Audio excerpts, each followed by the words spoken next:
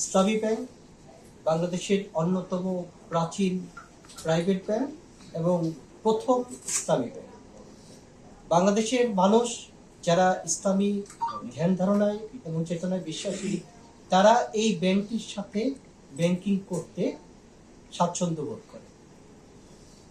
এর অর্থ এই না যে আমাদের দেশে যে ইসলামিক রাজনৈতিক দলগুলো আছে, এই রাজনৈতিক দলগুলোর সাথে ইসলামী ব্যাংকের সরাসরি কোনো সম্পৃক্ততা, বিষয়টা তা না। দুটি সম্পূর্ণ সেপারেট জিনিস। রাজনীতি পৃথক জিনিস, ব্যাংকিং দুটি সম্পূর্ণ পৃথক সত্তা।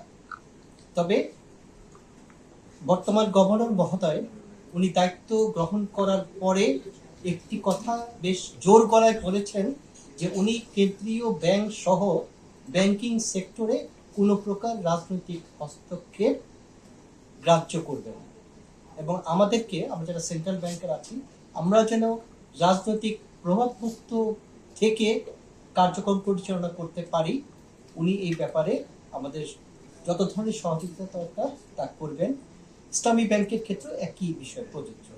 আমরা দেখেছি যে ইসলামী ব্যাংকের চেয়ারম্যান নিয়োগকে কেন্দ্র করে একটা অস্থিতিশীল অবস্থার সৃষ্টি হয়েছিল।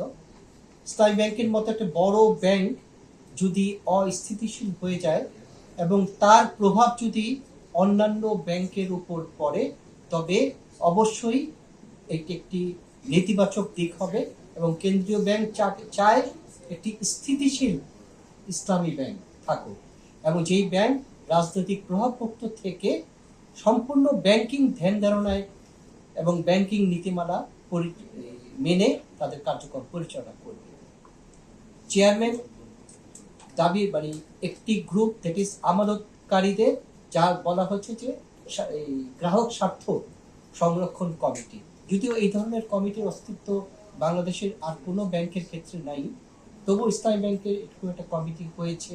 তারা বিভিন্ন সময় বিভিন্ন প্রোগ্রাম দেয়, দাবি দেয়, এবং একসময় বাংলাদেশ ব্যাংকও চিন্তা করে দেখলো একটা স্থিতিশীল ইসলামী ব্যাংক যদি আমি এনশিওর করতে চাই, তবে চেয়ারম্যান পরিবর্তনের সিদ্ধান্তটাও বাংলাদেশ ব্যাংকের পরিবর্তন করা দরকার।